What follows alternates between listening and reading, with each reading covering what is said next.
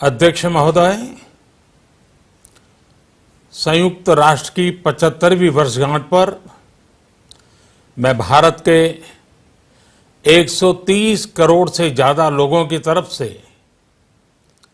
प्रत्येक सदस्य देश को बहुत बहुत बधाई देता हूं। भारत को इस बात का बहुत गर्व है कि वो संयुक्त राष्ट्र के संस्थापक देशों में से एक है। आज के इस ऐतिहासिक अवसर पर मैं आप सभी के सामने भारत के 130 करोड़ लोगों की भावनाएं इस वैश्विक मंच पर साझा करने आया हूं। अध्यक्ष महोदय,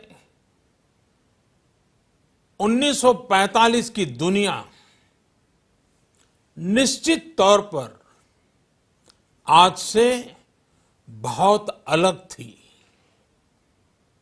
पूरा वैश्विक माहौल, साधन, संसाधन, समस्याएं, समाधान सब कुछ भिन्न थे। ऐसे में विश्व कल्याण की भावना के साथ जिस संस्था का गठन हुआ, जिस स्वरूप में गठन हुआ, वो भी उस समय के हिसाब से ही था। आज हम एक बिल्कुल अलग दौर में हैं। 21वीं सदी में हमारे वर्तमान की, हमारे भविष्य की आवश्यकताएं और चुनौतियां अब कुछ और है। इसलिए आज पूरे विश्व समुदाय के सामने एक बहुत बड़ा सवाल है कि जिस संस्था का गठन तब की परिस्थितियों में हुआ था, उसका स्वरूप क्या आज भी प्रासंगिक है? सदी बदल जाए और हम न बदलें तो बदलाव लाने की ताकत भी कमजोर हो जाती है।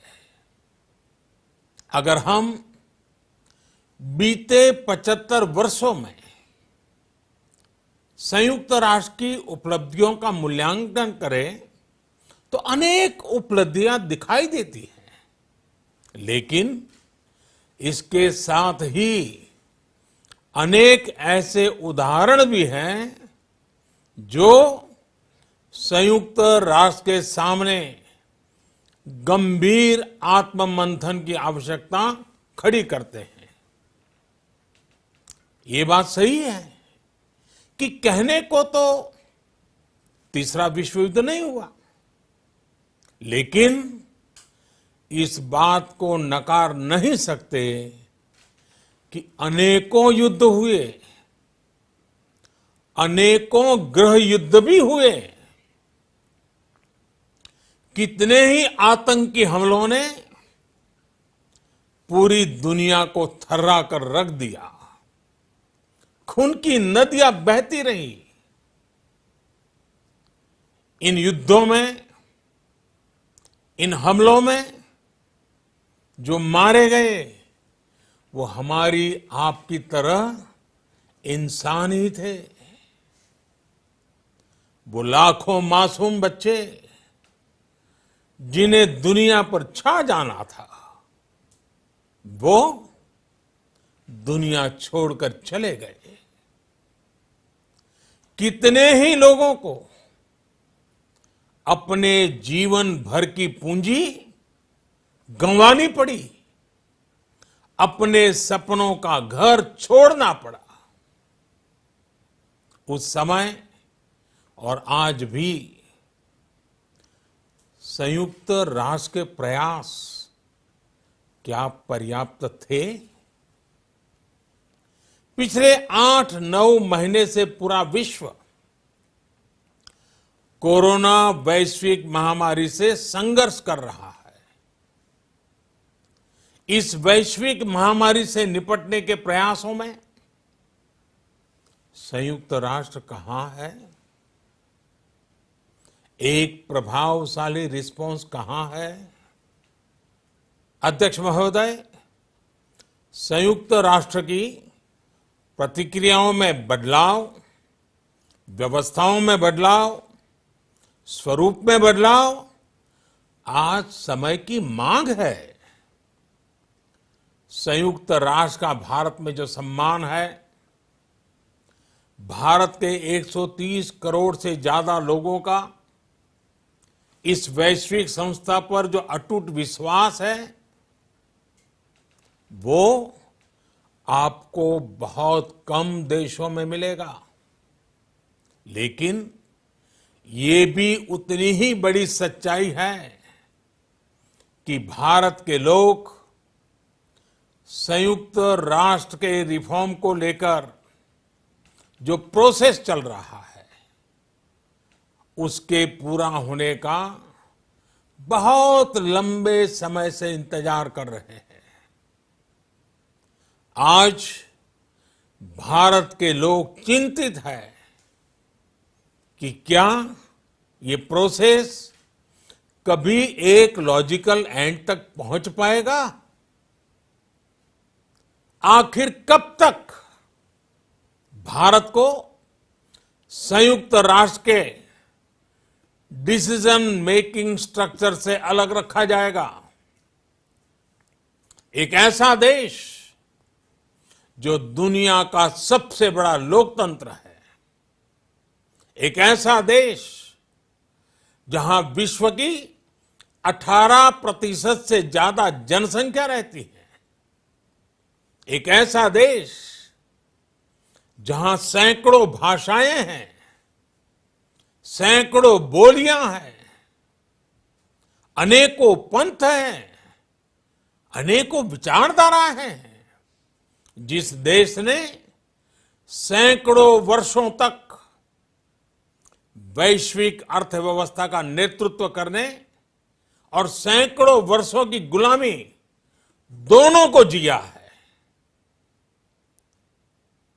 अध्यक्ष महोदय, जब हम मजबूत थे तो दुनिया को कभी सताया नहीं। जब हम मजबूर थे तो दुनिया पर कभी बोझ नहीं बने। अध्यक्ष महोदय, जिस देश में हो रहे परिवर्तनों का प्रभाव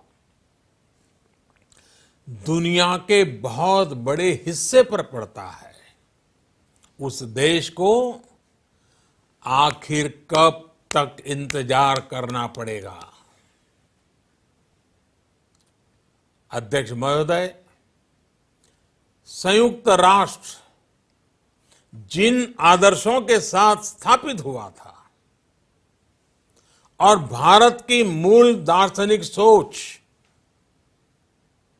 बहुत मिलती जुलती है, अलग नहीं है। संयुक्त राष्ट्र के इसी हॉल में ये शब्द अनेकों बार गूंजा है, वसुधैव कुटुंबकम। हम पूरे विश्व को एक परिवार मानते हैं। यह हमारी संस्कृति, संस्कार और सोच का हिस्सा है।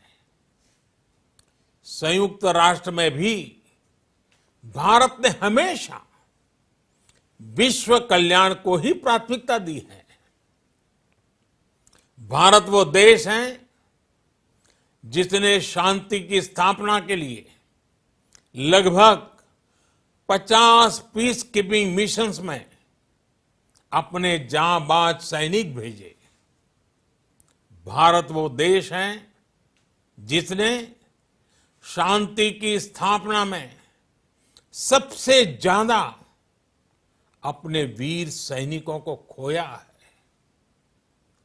आज प्रत्येक भारतवासी संयुक्त राष्ट्र में अपने योगदान को देखते हुए संयुक्त राष्ट्र में अपनी व्यापक भूमिका भी देख रहा है।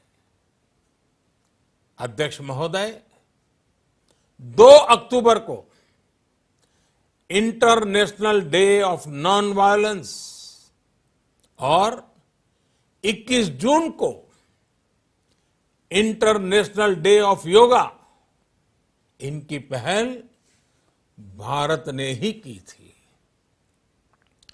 Coalition for disaster resilience infrastructure और इंटरनेशनल सोलर अलायंस, ये भारत के ही प्रयास है।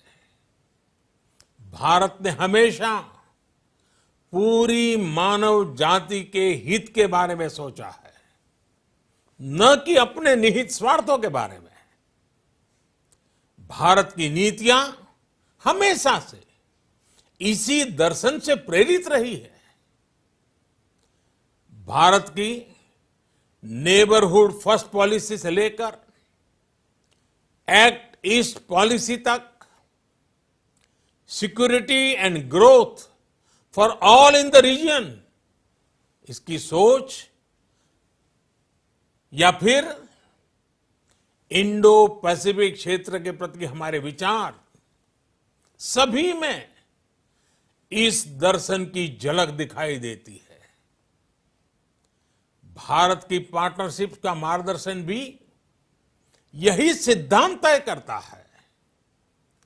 भारत जब किसी से दोस्ती का हाथ बढ़ाता है तो वो किसी तीसरे के खिलाफ नहीं होती।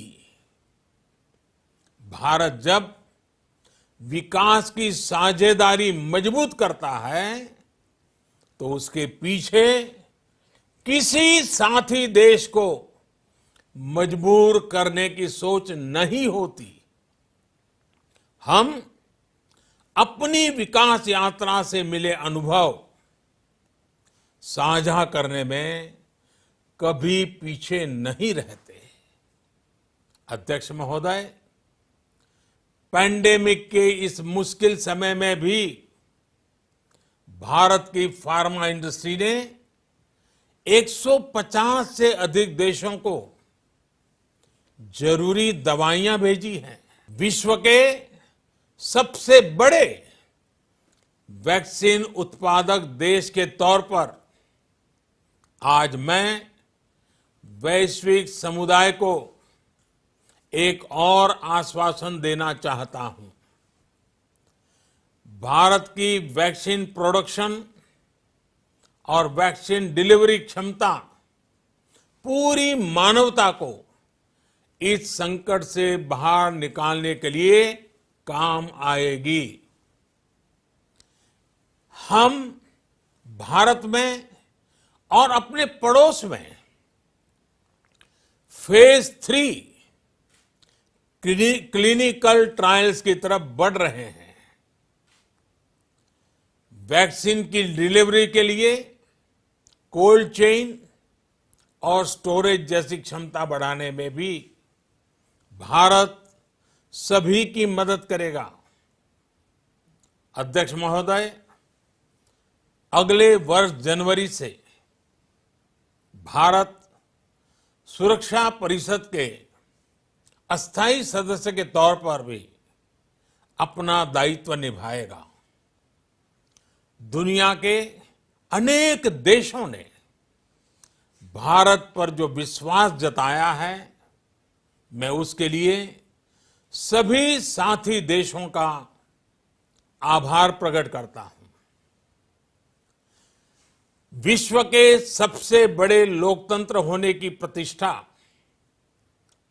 और इसके अनुभव को हम विश्व हित के लिए उपयोग करेंगे। हमारा मार्ग जन कल्याण से जग कल्याण का है। भारत की आवाज हमेशा शांति, सुरक्षा और समृद्धि के लिए उठेगी।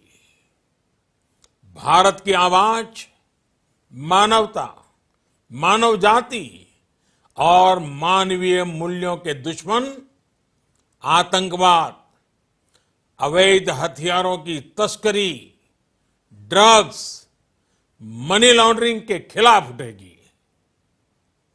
भारत की सांस्कृतिक धरोहर, संस्कार, हजारों वर्षों के अनुभव हमेशा विकासशील देशों को ताकत देंगे। भारत के अनुभव, भारत की उतार चढ़ाव से भरी विकास यात्रा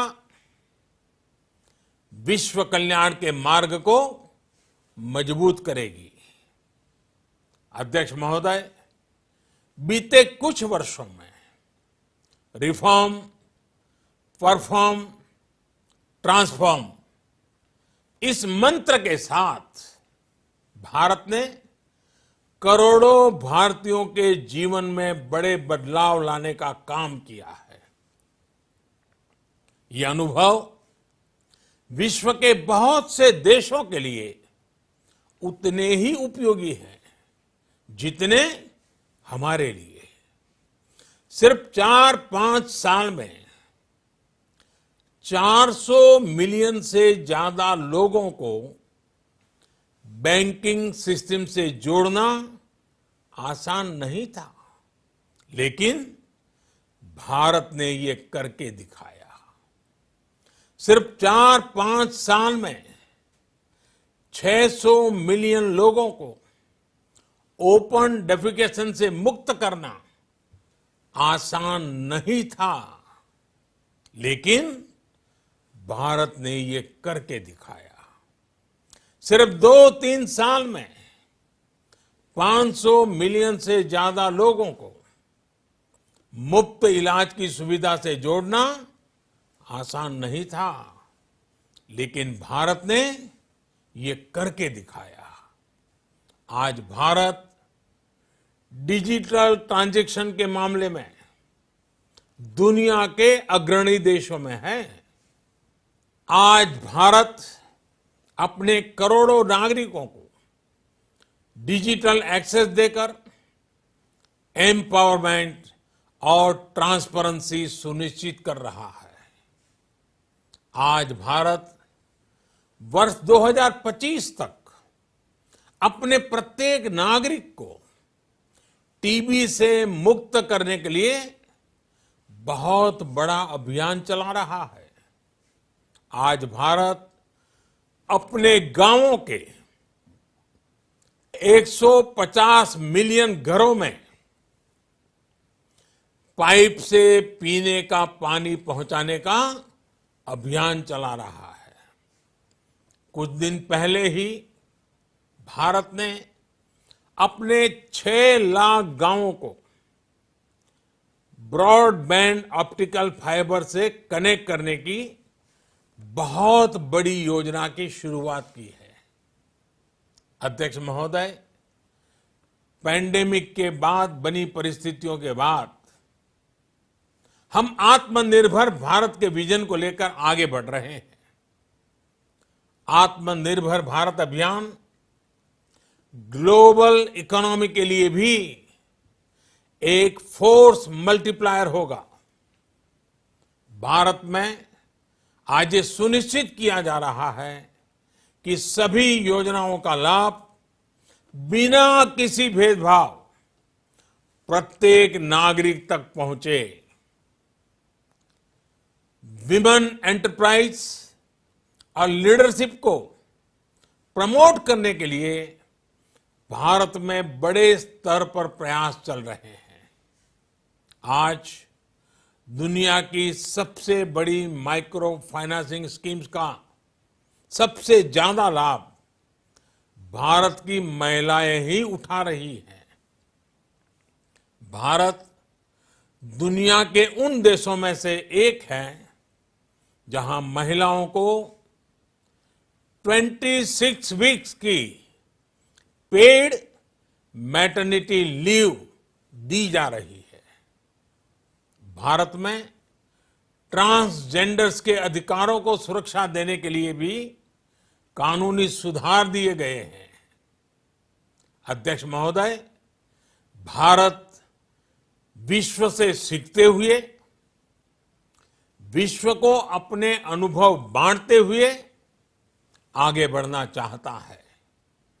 मुझे विश्वास है कि अपने 75वें वर्ष में संयुक्त राष्ट्र और सदस्य सभी देश इस महान संस्था की प्रासंगिकता बनाए रखने के लिए और प्रतिबद्ध होकर काम करेंगे। संयुक्त राष्ट्र में संतुलन और संयुक्त राष्ट्र का सशक्तिकरण विश्व कल्याण के लिए उतना ही अनिवार्य है। आइए संयुक्त राष्ट्र के 75वें वर्ष पर हम सब मिलकर अपने आप को विश्व कल्याण के लिए एक बार फिर समर्पित करने का प्रण लें। धन्यवाद।